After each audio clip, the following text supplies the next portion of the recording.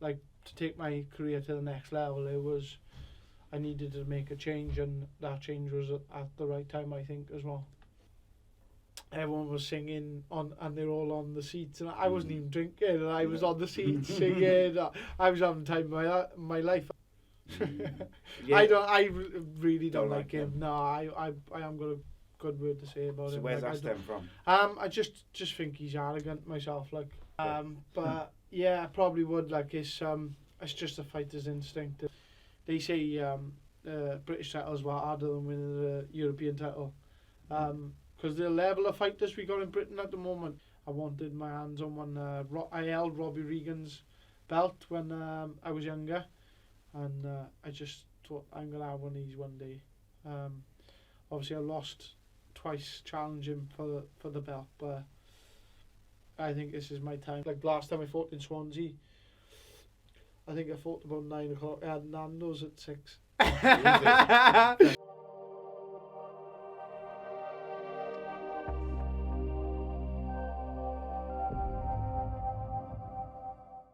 Hey guys, I'm Si. Welcome to A.C.E Podcast Nation. We're here again at Eat Sleep Media, and this week I'm joined by none other than Commonwealth champion Gavin Gwynne. How are you, my friend? Yeah, good, but except for being freezing outside waiting for you, but You would have been waiting for me if you hadn't got lost. Yeah, I did get lost. That was my fault. Yeah. It was fortunate that you got lost, otherwise you'd have been stood there waiting for me. Yeah. So I was running late, like, especially because someone decided when I parked up, I stuck my indicator on, and I was miles away from him. Yeah. Just gonna reverse in, and I could see him in the back, and I was thinking, he hasn't seen me. Yeah. He's got on his phone, like, and he just slammed on his brakes. But that far from the back of my car, I was like, oh mate. Whiplash claim. Next time. Yeah, It's just like the idiocy of it all, I suppose. So yeah, I'd like to say, obviously you've been on Danny Batten show with us on a Sunday. Yeah. And I had you on before as well, like doing back. That was bloody ages ago. But lots happened since you come on with Danny. Really, like you signed with MTK. I think. Well, I had around that time, wasn't it? I had the defence of my Commonwealth title just before Christmas, and then my contract ended with Saniga Events. I think it was January. And then I made the move to sign with MTK then, and I think it was a great move for myself. Nothing against Saniga. I put it on social media. I thank him for everything he done in my career.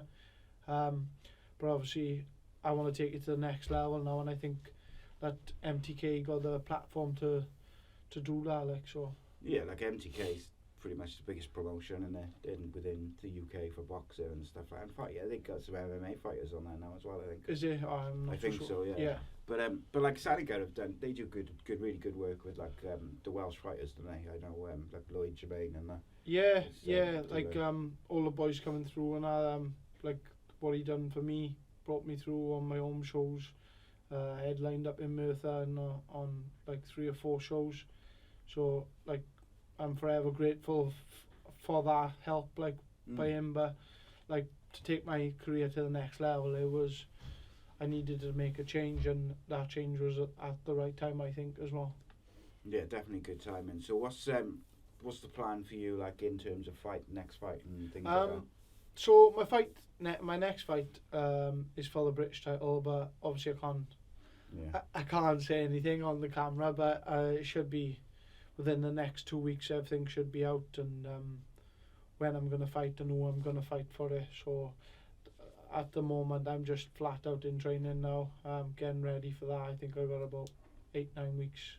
Yeah, so. It's funny because I get up like 5 o'clock in the morning, and I have like a little browse on Facebook, like while I'm having a coffee, and then or Instagram or whatever. And there's only a few people who are up. A lot of it's like stuff from last night. You're one of the ones. Like, always running like. Yeah, I'm always up early. I'm an early bird. I think that's down to the fact when I was working, I'd have to get up early to go and do my run, and then get back, have a quick shower, have something to eat, and then I go to work, and then like that was just the cycle. I do in. that, yeah. So my body's in that.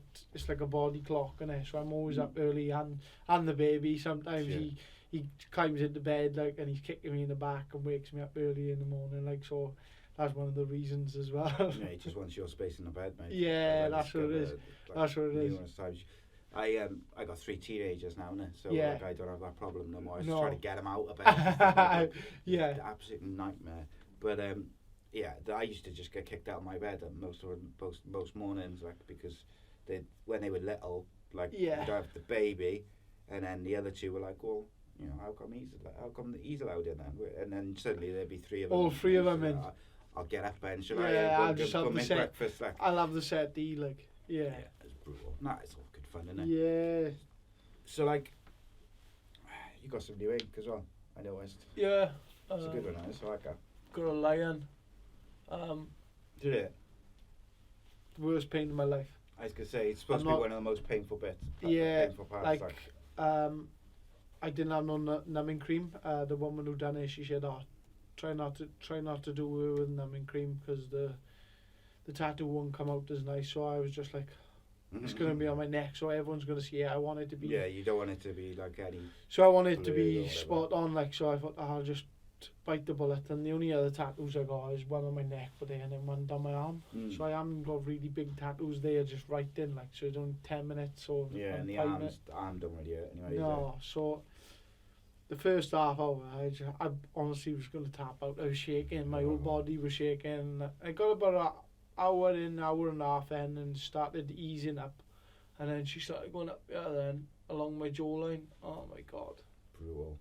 I stopped. How long did it take in total? 3 hours. I stopped twice for just to have a drink, have a walk about, stretch my legs, and then sat back down and just got on with it. It's a long time in it to be in, like I'm in pain all the time, but it's different pain, isn't it? Yeah. Like my back or my leg and that's all screwed up, so I'm in pain. Yeah. But like you get used to it, but like that's like it's like intense. Do you know what it was? Right, it wasn't even the shading part, like where they obviously dragging back and forth. It was when she was doing the lines and that, and the detailing. It felt like she was like pulling a knife down my throat. I was just like, oh my God. Sweat was bouncing off me. I must have lost 8-9 pounds in sweat. The bed was soaking. But there's no fat, is there? But nothing. It's just straight on bone, isn't it? Yeah, nasty. Yeah, it wasn't nice. It wasn't nice. I like. Now I've got it done as well. I'm like, oh, something would be nice on the side, but then last side. But the thing is, every time I find, I don't know what you feel the same, but every time I have a tattoo, within like a day or 2 later, I'm like, I want another one now. Yeah, because like, it's addictive, like, yeah, big time. Yeah. A friend of mine, he's a rapper. He is from Swansea. Yeah. And he was funny. Like I interviewed him, and and then I was speak to him over text, and now we're chatting and and then I interviewed him again about 6 months later, and he'd like had like tattoos all over his face and all over. It just like appeared from like in the space of like 6 months. He was mad, like, but. Nah, I that's one thing I wouldn't do is have tattoos on the face. Only because my mother and my nan would absolutely kill me. Yeah. I'm the same. Like I wouldn't, but like, his look pretty good. Like I gotta say, like you see some, don't you, on where people have them on the face and they just look horrible. Like, but especially when you get older and things like that. Yeah. I know I got it on my neck, but I think some people have them on their face, don't they, to cover like scars and stuff and I get that. Yeah, you can do that. Yeah, it's can fine. do it. But everyone, they can do what they want. Really, it's up to them. Like there's no. But I wouldn't do it personally myself. Like I wouldn't. That's not my cup of tea. Yeah, neck down. Neck down. I'm probably gonna go for my chest next. Gonna have a nice little chest piece. Get my boy with the boxers and the fighters as well, like, isn't it? Well, big chest piece. Yeah, I really want my dog on me, and I want like something to do with my boy on me as well. So I just got to try and think of something now after this fight. So what dog you got? I got a French bulldog. Yeah. He's my boy as well.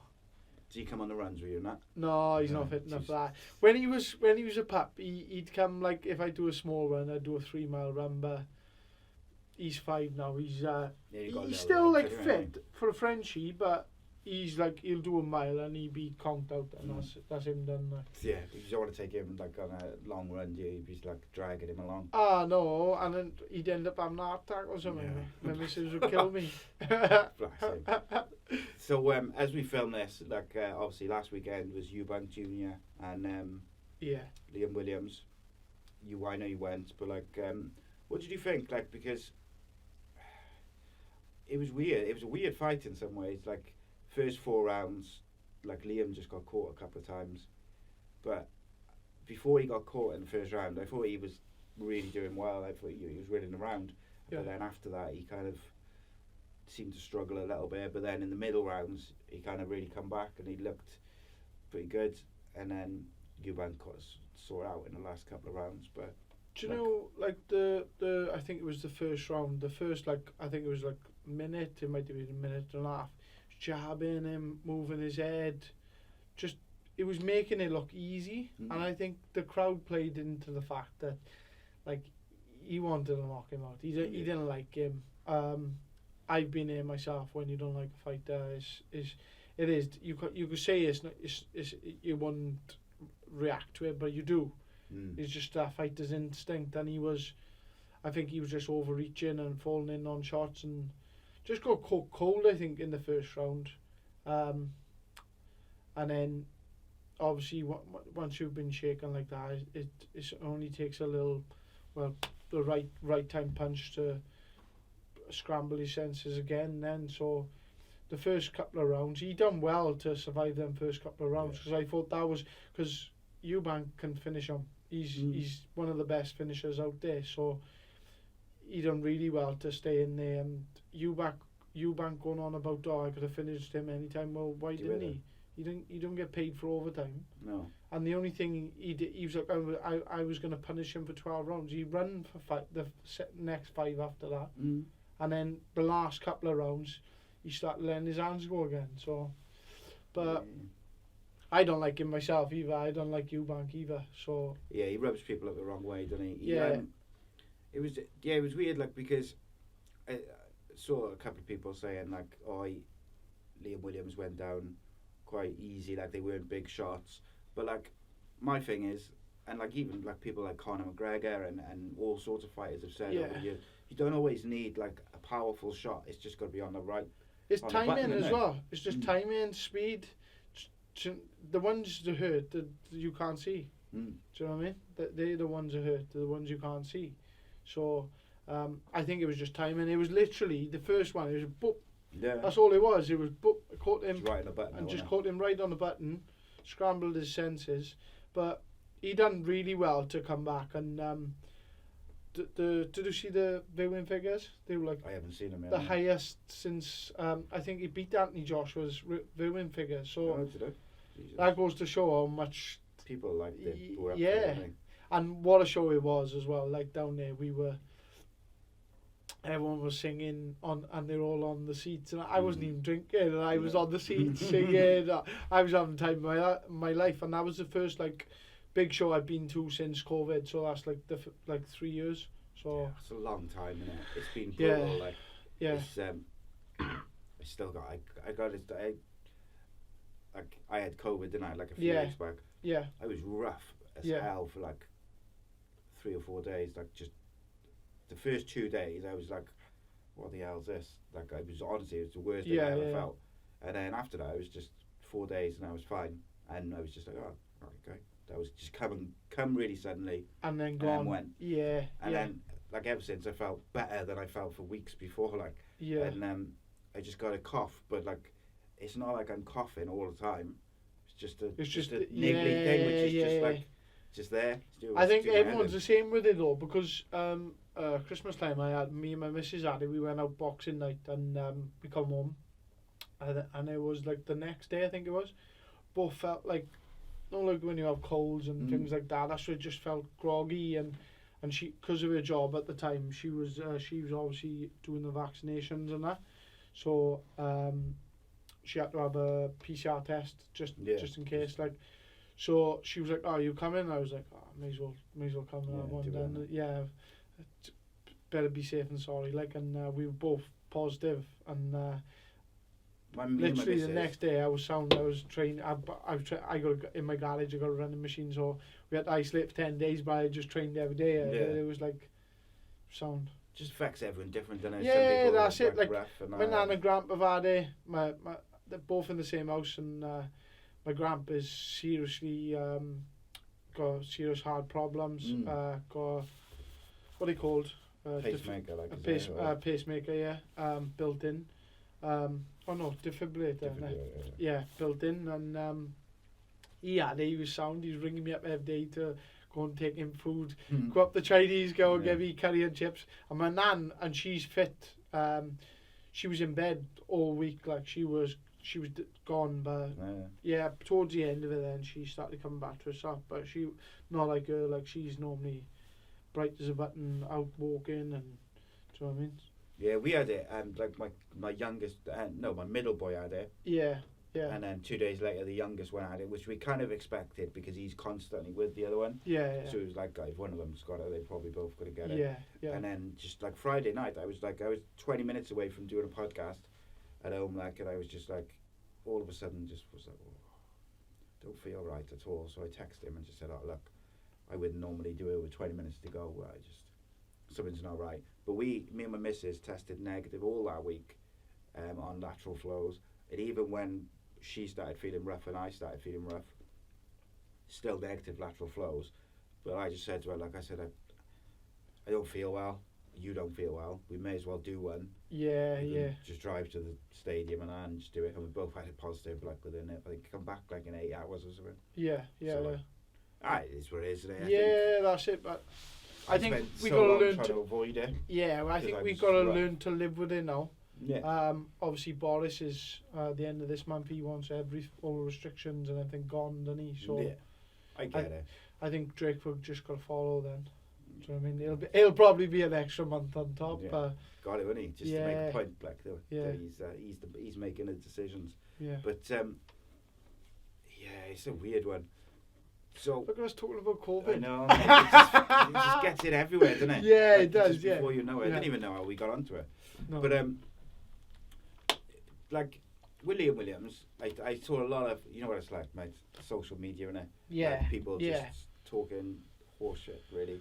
But like I did see someone whose opinion Ben, who we have on the boxing show, on the fight show, who's like our boxing guy, knows his stuff, like, and he didn't sort of say that this is it. He asked the question. He said he wondered whether, because Liam's had some wars, haven't he, over the years? Yeah. Whether maybe the damage had caught up with him, and it was just a sort of culmination of that because they weren't big shots. Yeah. But I was like, he got knocked down officially 4 times, and for me, like 3 of them were right on the button. I didn't even think the 4th one was a knockdown. He pushed him over. No, it was a push, but because it looked like obviously knockdown because the ref was the other side, it looked like a punch. So he pushed him down with his arm, but it was literally swung him, didn't he? You know, obviously you can't punch in the back of the head, can you? No. So where he pushed him was like in the back of the neck. It was.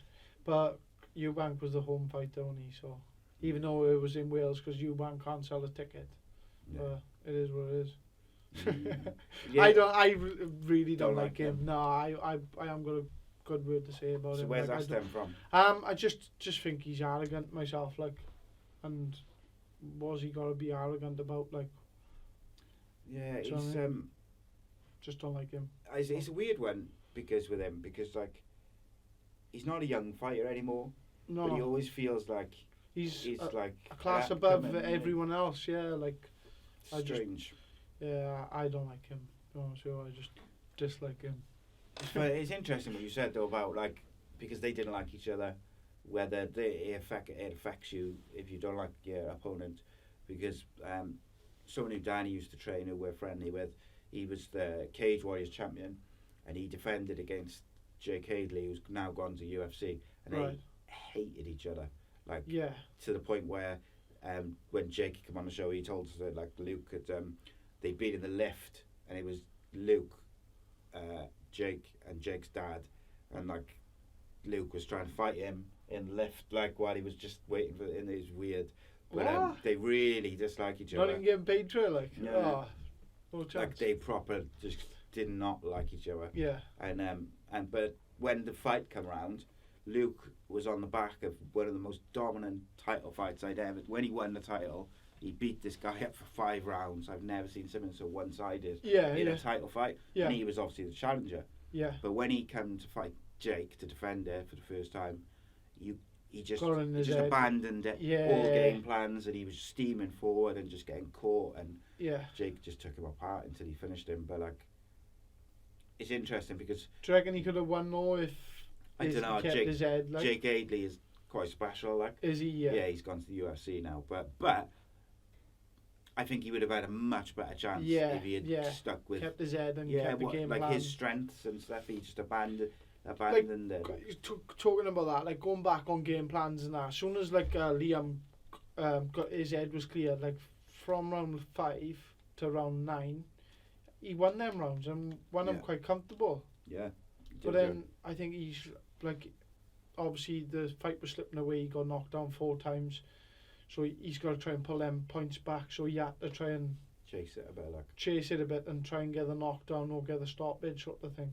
A lot of fighters would have stopped when they got the.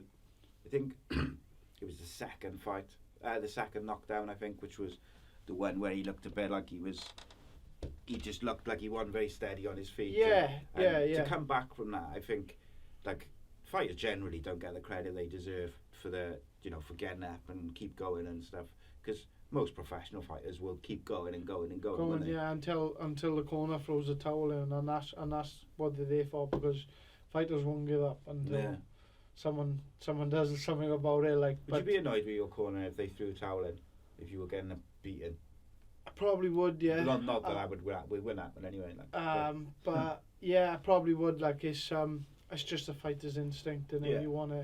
Do you think, if after as the time went by, maybe a couple of weeks or whatever? I'm probably watching it back and looking from their point of view. Yeah. Do you know what I mean? At the end of the day, they don't want to get it. Yeah. But Williams was never in that sort of trouble, was he? But like. No, I'm just being nosy. Yeah. No, I don't think. I'd probably be annoyed at the time. Because that's just a fighter's pride, but you want to go out on your shield, like. Yeah, but obviously they're there to protect you and make sure you live to fight another day as well. Like, so it's a very dangerous sport, and they're there to protect you as well. So seen a few though over the last couple of years in MMA and boxing where I've been watching. I've been thinking, the corner probably should throw the towel in. Yeah. I can't think of the exact fights off the top of my head now, but I remember talking about it, like, and a couple of times, and I've thought, come on, like, this guy's going to get seriously injured, and they haven't, and I understand why they haven't, for all the reasons you just said, innit? Yeah. But yeah, definitely. For me, I think, like, obviously I know a bit more about, like, MMA in terms of the ins and outs of it, like, the corner's got to protect them, and got to protect the fighter from themselves sometimes. Yeah, definitely. The other boys done quite well. They were on the undercard as well. So I was really impressed with Chris Jenkins. Really good fight. I think the first round, I think he lost the first round, but I think he was just getting into the groove and seeing what was going on. And then as soon as he started putting on Adongo, I think his name was Adongo. Yeah. Former world champion, undisputed champion, wasn't he? At light welterweight, 10 stone. But really good fighter. Tricky southpaw. But Chris won by about 3-4 rounds. I spoke to Gary in the week about it. Over Messenger. I said, well done to Chris, like, really good win that was, and he was good to watch, really good to watch, because when he was working on the inside, at points of the fight, I think it was round 5 or 6, the Adongo was fading right towards the end, and then he needed that extra like 10-20 seconds to like take him out today, but the bell would go and he'd go back to the corner, he'd slump down in the corner, but then as soon as the round started, he'd be up on his toes for the first minute, but then Chris would pressure him and put the work in. But that was same again, but really good win for Chris Addis, and I think that'll put him in good stead now for the future fights for the year. Like. You like it? Yeah. So back to you, mate. British title. I know you can't sort of talk about the ins and outs of it. That's it's like a pretty big deal, isn't it? It's a big it's a big deal. Like they say, British titles were harder than winning the European title, because the level of fighters we got in Britain at the moment is insane, and it's there's like more coming through as well. Like it's like one of the nicest belts there is, I think, in boxing. The Lord Lonsdale belt, like, and I've wanted it since I've turned over, since I've been boxing really. I wanted my hands on one. I held Robbie Regan's belt when I was younger, and I just thought I'm gonna have one of these one day. Obviously I lost twice challenging for the belt, but I think this is my time now. I lost to two great champions as well, in Joe Cordina and James Tennyson. Both gone on and done good things, mate. Yeah, like James Tennyson was a former world title challenger, held European belts.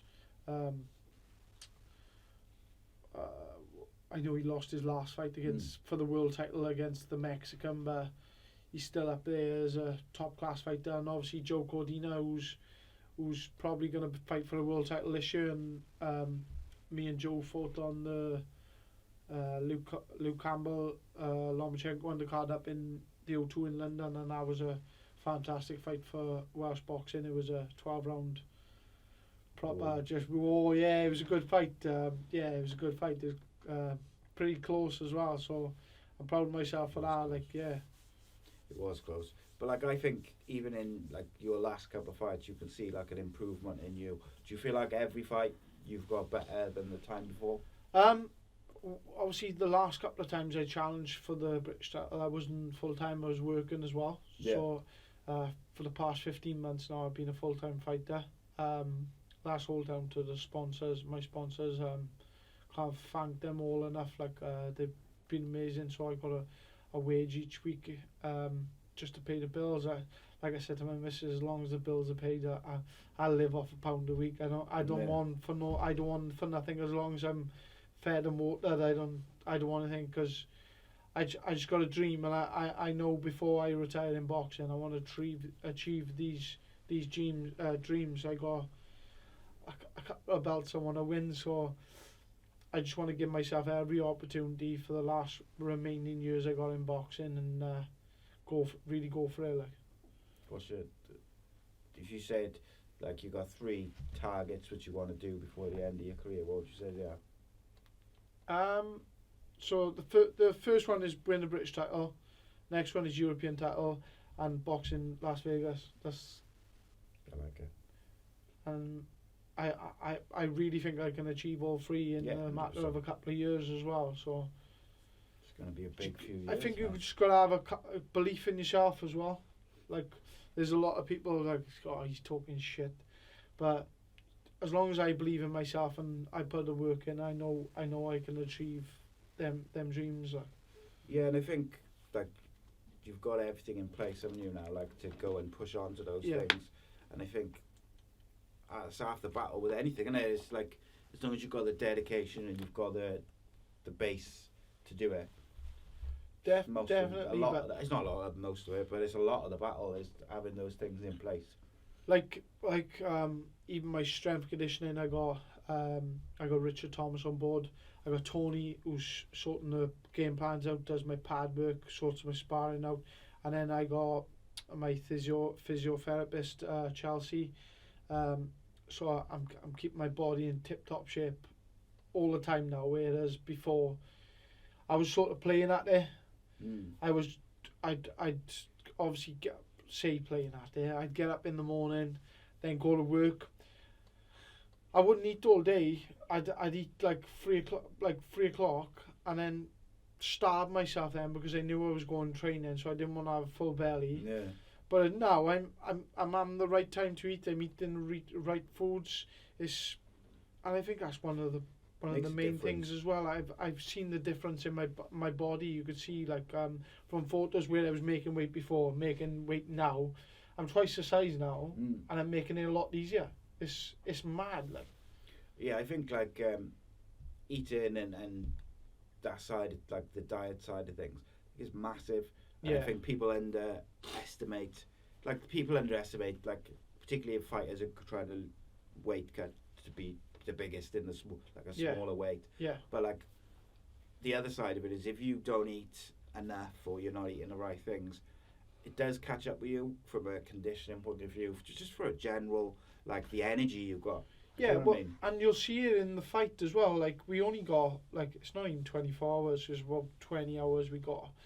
By the time we weigh in and obviously fight the next day, if you're taking too much water out of your body, I know MMA is totally different to boxing. MMA boys, I know boys like I spoke to them, they took like 18 to 20 pound off like in like the space of 12 hours, and I'm like, that's sick. It's brutal, isn't it? Yeah, it's but not good for the body. No, it's not. Like where we are fighting these titles, we have check weights, check weigh-ins. Right. Okay. So the boxing board will come down, like say 3 weeks before, and then you got to be a certain weight, and then they'll come down 2 weeks before, you got to be a certain weight, and then they'll come out fight week, and you got to be within like 6-7 pound of your weight. And that's then good though. and then 2 days before you got to be within 3% of your weight.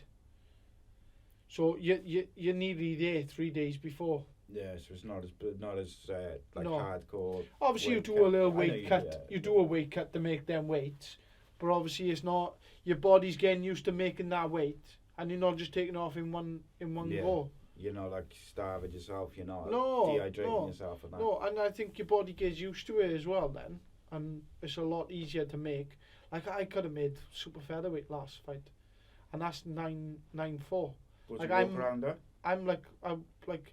The biggest I've ever been is like 12 stone, but like my walk around weight is probably about, if I'm not in the gym, about 11, 2. Do you know what I mean? But if I'm dieting and training hard, I walk around sparring about 10-8, 10-10. I gotta make 9-9. That's not too bad. So. I mean, I say it's not too bad. I know, but it's nothing on me. Like I'm literally. I was gonna say not massive. You. No, it's my legs as well. Look at the size of them bad boys.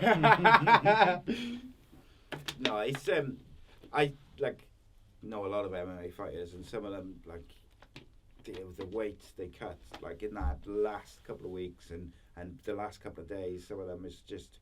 I just think. Fair play for him for being able to do it. Yeah. But I also think losing that amount of weight in like a few days or a day or two before the fight, and then going and getting smashed around and kicked and whatever. It's not good for you. It's not good for your body, is it? Realistically, you should have like an 8-week plan in place, and obviously bring it down gradually. I think. You'll feel a lot better for the next day as well. No, the fight day, you'll feel so much healthier, stronger. I think you'll fight a lot better. I don't look like Jack Shaw. Obviously, I watch him because I'm friends with him on Instagram and things. He don't look like he cuts a lot of weight. He looks like he's always dieting all year round. Well, I think like him and a few of the other Welsh boys, they're all like.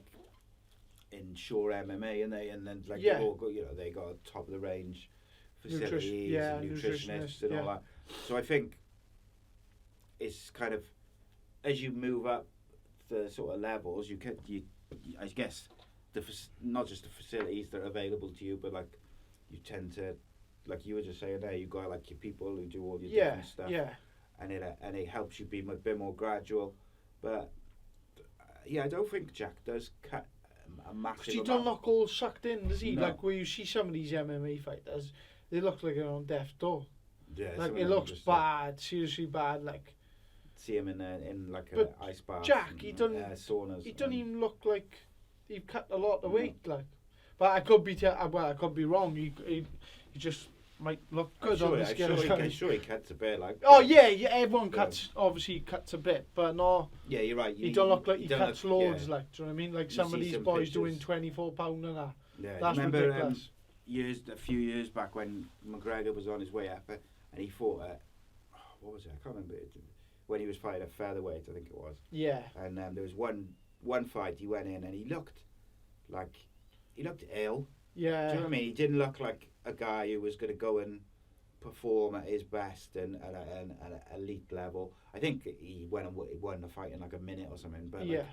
In terms of if it had gone the distance, like, was his body, in the best possible shape to do it? That's it. And like the saying, like, going back on time, like nutrition, you're taking all this food on. You haven't got time to soak into your body and your body to soak all the goodness up out of it. Like, do you know what I mean? So.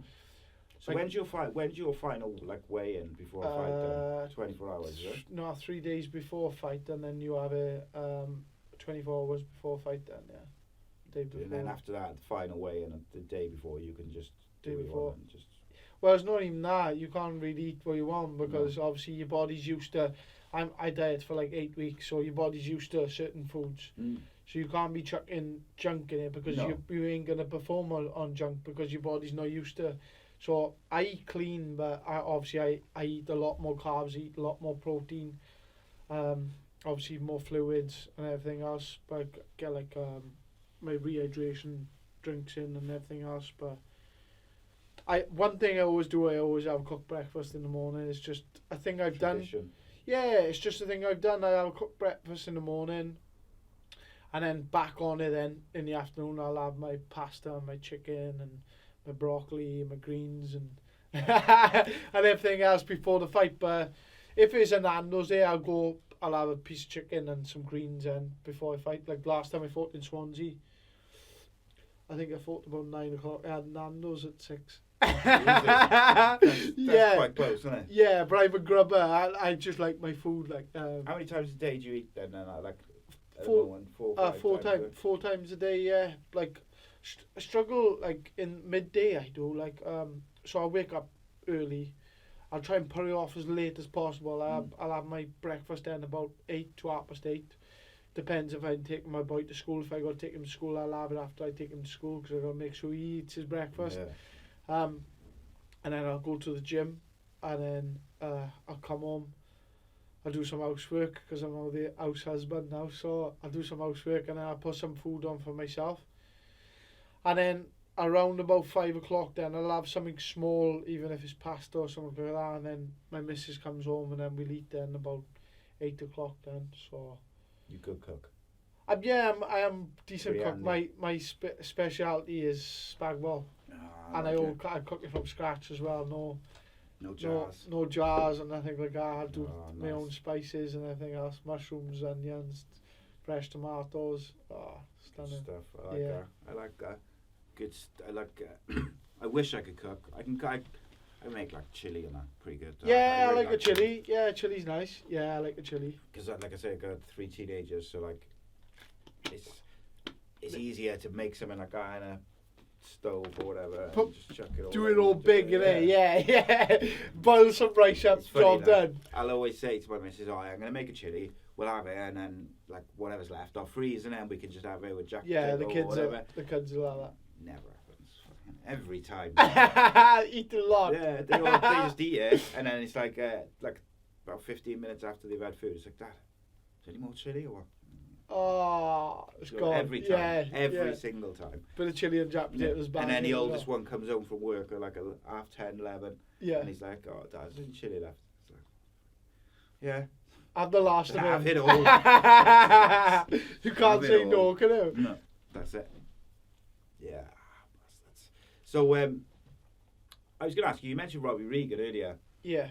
Like, is he one of your kind of like heroes growing up, do you reckon? And go, like, as you were going through, like, getting into full-time training and things like that, like, or training, like, to be a boxer. Yeah. Is he someone that you sort of look back at? Yeah, but as an amateur, I boxed for Lewis ABC, and they took our gym off us. I'm sure they had asbestos in the roof. We trained there for years and years, like with asbestos in the roof. So my lungs are probably full of asbestos, but they're the same colour as these things. Yeah, probably are. but then, so we had to train. We didn't have a gym for a while, and we had the Welsh Championships coming up. So we went to Geffrey Gate to train with Di Gardner. Right. Yeah. And obviously Robbie Regan trained Di Gardner. And I can remember Robbie Regan was opening the gym up. And he asked Di, can boys come over and spar for the public, just train and everyone, like just an opening thing. So I ended up going over and I ended up sparring everyone. So I just stayed in it. I'd done about 100 rounds. Everyone was jumping in. Oh my God, I was knackered.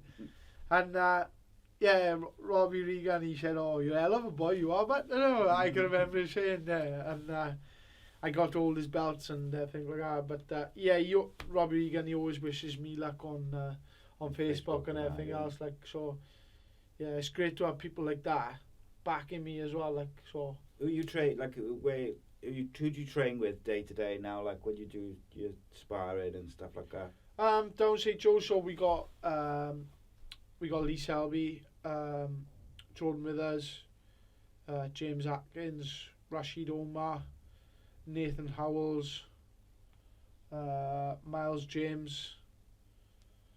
Good boys. Yeah, like, and we some good podcast guests there as well. Yeah, like we got Monday, Wednesday, Friday. That's our training days in the gym, and then I'll have my day off Saturday, and then I'll train Sunday. But sometimes I vary around, but I always have a day off a week. Like, but yeah, great bunch of boys, and it's good gym to be in as well. It's good. We have good crack. Like, it's like the training's hard, so it's good to have boys like that around because you can have a crack after and things like that. We always need that though, don't you? Yeah, you do. Like through the pandemic, where I fought in the pandemic. Like I was training on my own in the gym, and there's the worst training camp in my life. It was. Do you find it was crap. Much harder, like depressing, like because you just. I done 9 rounds of sparring for a 12-round fight. It's mad, that's crazy. That is when you think about it, like looking. Normally, I'll have.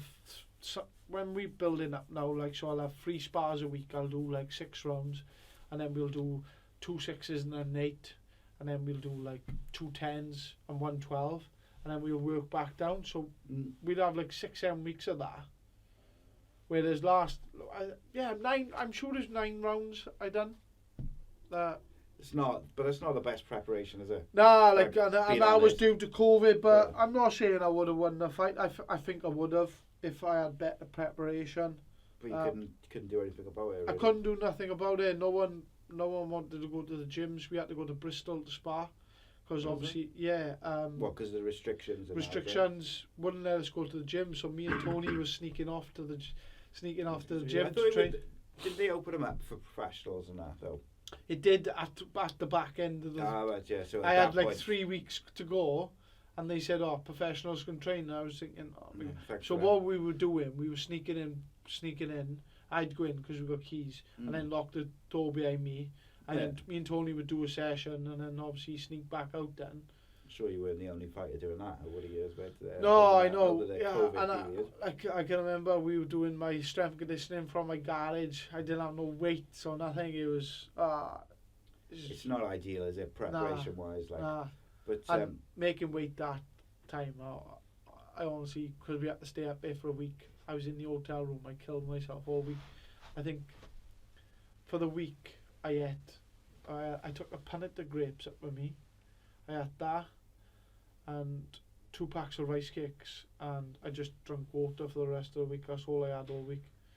Even that, like, it's not enough for your body, is it? Yeah, and I had to train then to try and keep taking that weight off. Like, it was just worst camp ever. Like, there's something to learn off as well. Like, so I look back and then there's a learning curve. Like, but it is what it is. I could not. If I turned down the fight, I would probably never got the opportunity. Yeah. Again, like. I had this conversation with someone the other day, and because they said, "Oh, would you, if you know what you know back, like what you know now, would you like to go back to when you were younger, and do things different or whatever?" And I was like, I don't think I would, even though there's things I'd like to go back and perhaps change and do differently. But like all those things which I messed up or I didn't do right or didn't go the way I planned or whatever it may be. Yeah. all the stupid stuff I've done over the years. Like, if I didn't do that, then I wouldn't be here where today you are talking. today, I yeah, wouldn't be talking to and you wouldn't be the person I am. Yeah, that's it, and you wouldn't be the person you are. That's what makes you, like, I get a lot of that as well, because, like, from, like, 16 to, like, 19, I was a party animal. Like, I'd be out partying, like, all weekend. Like, Friday I get paid, I'd be skinned by the Monday. Yeah. Yeah, like, that's the way, but everyone was doing it, and it got to a point, my missus was like, you got to stop, otherwise you're going to end up dead. Seriously, it got really bad, and I started back boxing, and it was like a drug, and I was just like, couldn't stop going, and then he was like, I'll get you a fight, and then boom, Commonwealth. And like 10, 12 years later, I'm Commonwealth champion. Like, it's mad. Yeah, it's crazy. And like, when I first turned over, people were like, oh, you're not going to do nothing, and when it was one of them, like, and I thought, yeah, I'm going to prove you all wrong, like. Just a bit of jealousy, mate. Yeah, I think you get it in everything, I don't know. Yeah, and I think, like, do you know, part of it as well, like, when I decided that I was going to stop going out and just getting leathered all the time, like, you know, like you say, like Friday, Saturday, Sunday, whatever. Like, I had a bit of a few comments, like a bit of resistance, like, and I wasn't even really doing it for anything other than my head was fucked, like, and I just and my missus was pregnant, and I was just like, do you know what, I don't want to do this no more. I'd had enough, like. Yeah. But I think you get to a point in your life as well when you hit a certain age, you're like, oh, that's enough for me. Just not doing anything. Like, I do go out now and again when I'm not in camp and things like that, and I enjoy the odd night out like that, but I don't know, people go out like every weekend now, and I'm just thinking, what a waste of money. I know people are entitled to do what they want to do, but I think it's just more to life than that, like. Yeah, you get stuck in a cycle though, like, as well, like you say, if all like your group of friends is just that's it. What you're gonna do, and at the end of the day, you're gonna stay at home on your own, or you're gonna go out with your mates. That's it. Which it's all fine, isn't it? But like, when you decide, do you know what, I'm not gonna do this. No, I'm gonna go and do something else. You find out who your friends are, I guess. Yeah, you do, and that is spot on. Like, but I'm lucky. I got a small circle of friends, like, and they obviously understand. That sacrifices. Yeah, I can't be out partying, and they totally understand that as well. Like they've had obviously birthday parties, they've had stags and things like that, which I couldn't go on. I like even weddings. Like I didn't want to go to the weddings because there's too much temptation to. It's just down to the food and drink and everything else. I know I could hold myself back for the drink. It's just the food side of it. You can't stop eating. No, that's what it is. It's just that side of it. But they all understand, and they well, I can't thank them enough for that. Like they've all stuck by me as well, and support me every fight as well. Do you find as you've got older, your circles got smaller? Yeah, definitely. Yeah, we got like a small group of us, and just works now. Yeah, we all call each other. You just got like a big call each other everything, but we wouldn't say we wouldn't have a bad word against one another if someone said this sort of thing. Yeah, I bet it'd be an interesting WhatsApp group as well, mate. It is actually, man. If I showed you some of them, oh no. It's funny, like. We'd probably end up in prison if I showed you the WhatsApp group. Cancelled. I think that goes for most people, don't it? Like, everyone's got those like WhatsApp groups with their friends and whatever. It's just back and forth constantly. But it's just what it is, isn't it? Yeah. Get cancelled these days for that. Yeah. Well, Lee was saying the other day, Lee Selby, he said some guy down by him, he said he got done for like having something on his WhatsApp because he reshared it. They done him for it. I was like, what? I was like deleting all the things. I was like, oh no, don't say that. Get rid of them all quick. Some of the stuff I send on WhatsApp. Oh. Delete it all quick. Yeah. What about like the other boxers and like Welsh boxers like Joe Calzaghe and people like that? Do you have much contact with them and over the years and stuff? Not really. No. Obviously Joe Calzaghe's boy, I knew him. I was friends with him. And he was down at gym at one point, but not really the actual Joe Senior. Yeah. I didn't really know him. Welsh boxing's going to be interesting, though, isn't it? Like over the next few years, because there's so many really good fighters like yourself and Cody Davis and Rhys Edwards, Chris Jenkins, Rhys Edwards, Jordan Withers. It's loads of good boys coming through now. And I think this is the back end of COVID now, and now we're gonna have some big shows like that.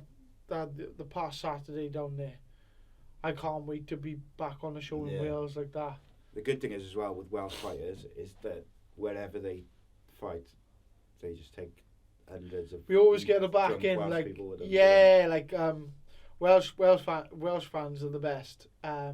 They travel everywhere. Everywhere, they don't care where you're going. They travel.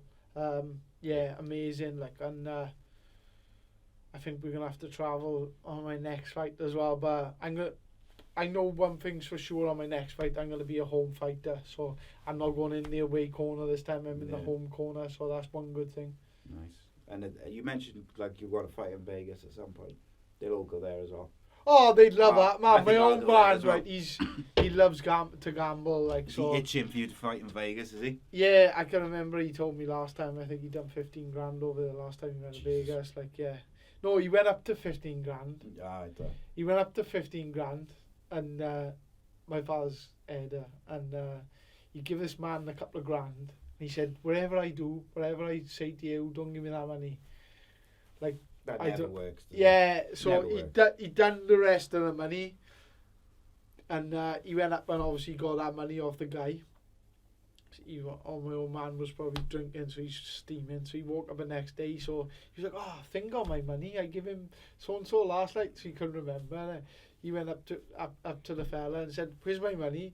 He said, "Matt, you took it off me last night. You gripped me, shaking me."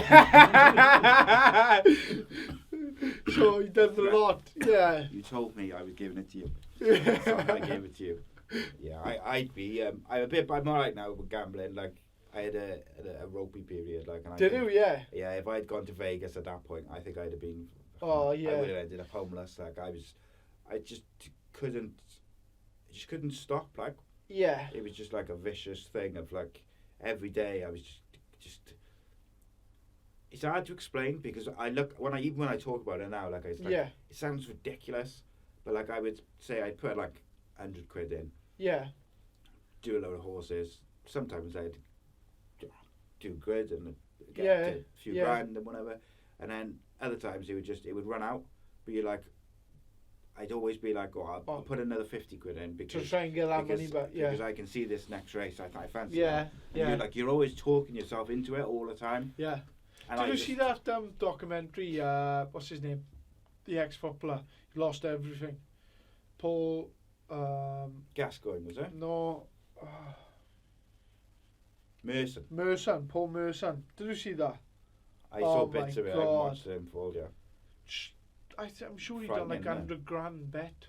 Yeah. And millions, but he gambled millions, and he's like, I can't he's obviously on the mend now, but it's a proper addiction, isn't it? Oh, 100%, mate. You're always chasing the next one all the time. Like,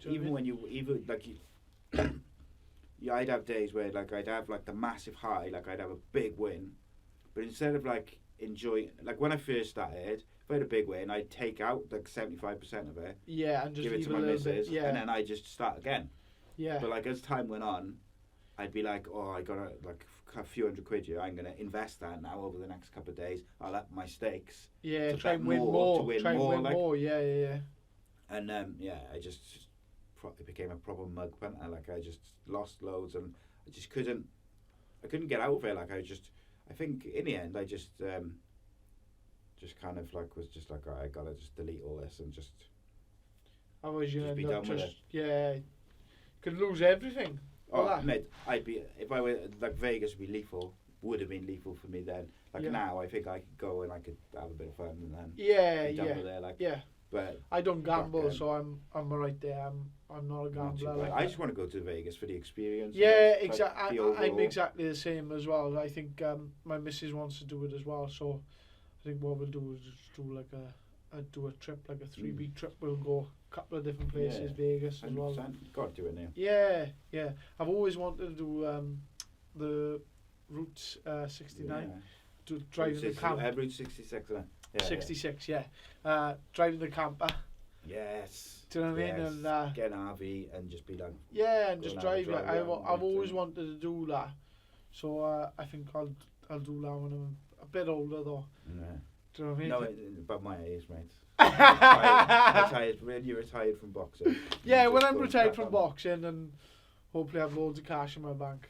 Go drive around there. And knowing me, mate, my geography's so bad, I'd end up in just like the middle of nowhere. You don't need to know where you are now. Yes. We got phones, haven't we? We've got GPS on our phones, so if it wasn't for my phone, right, I wouldn't get anywhere because I don't know where any. Someone will say to me, as long as it's not in Nelson. If it's in Nelson, I know where it is. But if it's outside of Nelson, Charis or Chilwell, I wouldn't have a clue. No, so you just got to stick it in the phone. Yeah, I got to stick it in the phone. Yeah. Yeah, they're a bit better now, though, aren't they? The phones and that with like the sat nav. I remember like a few years ago. The sat navs on the used to plug them into the car. They were crap. End up in a field somewhere. Yeah, they were crap. They were. Yeah. But you generally get somewhere. He says, first time I come here, I was lost. I was over there somewhere, streets of miles away, like. But, so what I've been finishing these podcasts off with, mate, recently. Oh no, that's what I was going to ask you before we do that. Is like obviously you got a baby and a missus. Have you had any like fights where you've had to be away from them for like any extended period, especially with COVID and that? Was there points where you had to go away like for a couple of weeks at a time or whatever? Obviously on training camps and things like that, I've been away at like 2 or 3 weeks at a time, but I try to stay at home as much as possible. Like Do you find it hard when you're away? Yeah, I don't like it. Like I'm a home person. Like I can't be away from my boy for more than like the last time I think it was like a couple of weeks. Like and it just broke me. Like and I just think he's missing out as well. Like and my missus always reassures me. She's like, "You'll know what you were doing in the long run." It's just. At the time, you just think, "Oh, he's missing me. He wants me there." When he's crying on the phone, like it does break you. But whereas I'm not working now, and obviously I'm just full time. I always make that time to take him somewhere and do something with him, like so. And with my missus as well, we always make time for each other, so we're not like. We always see each other. Like ships passing in the night, going in opposite directions. Yeah, like she's coming in from work and you're going training. Yeah, exactly. You've got to make time yourself. Yeah, 100%. Like when I was working as well, I'd see the baby for like. But some days I wouldn't even see the baby because I'd be going to work, and then by the time I get home from the gym, already in bed. He's in bed. He's sleeping. So I would for the first like 3 years of his life, and do you know what? I always I still regret it to this day. I probably didn't see him for the first 2 years, and it does break me. And I always say to my missus about it as well. But like, I think I done it because I needed the money, and obviously I was only just starting off in my professional career, so that was the only way I could do it. It was either just work, come home, and be a normal person, or work, go training, and try and fulfill a dream, like sort of thing. Yeah. So that's the dedication which comes with it, though, isn't it? Yeah. The sacrifices which you've got to make. Yeah. Like I know a lot of people sometimes they just think, the sacrifices is just they just don't go out with their mates on the piss or whatever, but it's not. It's the time away from the family. It's a lot more than that. Yeah, 100%. And those are the things. At the end of the day, like we were just talking about, where going out and that, like the things which actually matter are, your son, your wife, stuff like that. Going out and that don't mean really nothing. No, like it's the time you get to spend with your family, and and like see your parents, see your grandparents and things like that. Like, cause you, like, some weeks I don't see anyone, like, but it become the weekend. I'll make sure I'll got enough time. I'll go and see my nan. I'll go and see my grandpa. I'll go and see my father. I'll go and see my mother. I'll go and see my sister. It's just having enough time in the day to go and see everyone. Yeah. Just you and your sister, is it? I got two sisters. I'm yeah. Outnumbered by the girls. Yeah, and I'm the youngest as well. So as a kid, I used to get beat the shit out of. Gave you some beatings. Yeah, beat the shit out of. That's why I think my skull is so hard. Yeah. Better your biggest supporters now, though, is it? Yeah, definitely. Yeah. They love it. Like, yeah, they proud of me, what I'm doing and everything else. So it's good. Like. Good stuff. So the final question, which I've been asking at the end of these, is for Gavin Gwynne, what's the meaning of life? Oh, that's a a good question, no? It's a good question.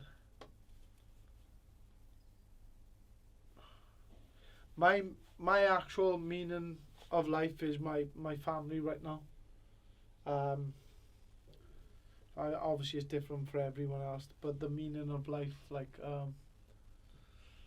I think it's just got to be family. Yeah, family is my meaning of life. I always think it's just like, for me anyway, it's what you can make of it, sort of thing. Make of it and give to people, and it's different. It's going to be different for everyone. Yeah, everyone was going to have a different answer for that. So that's a good question, because, like, I could say that, and someone else could say totally something the opposite end, sort of thing. 100%. And like someone who's 45 is going to have a different answer to someone who's 25 and 19 and 17. Yeah. I love it. That's why I like it. I like it. Really, good way. Really good question, I like that. We'll tell people where they can find you on, like, social media and stuff. Yeah, so my social media, my Instagram account is growing now. I think I'm up to over 6,000 followers. So that's Gav G1, or Merthyr Mexican, and then obviously on Facebook is Gavin Gwynne, and Twitter. But I don't use it a lot, Twitter. Yeah. But it's Gavin Gwynne as well. Yeah. So Good if you stuff. want to give me a follow. Indeed. Do it. Do it. Make sure you subscribe to youtube.com/A.C.E Podcast Nation. Check out all the different social medias. A.C.E Podcast Nation official, I think it is. And got all sorts of good stuff and guests coming up over the coming weeks. And of course, check out manscaped.com. Use the code ACE Nation for 20% off and free shipping. Good work. Cheers.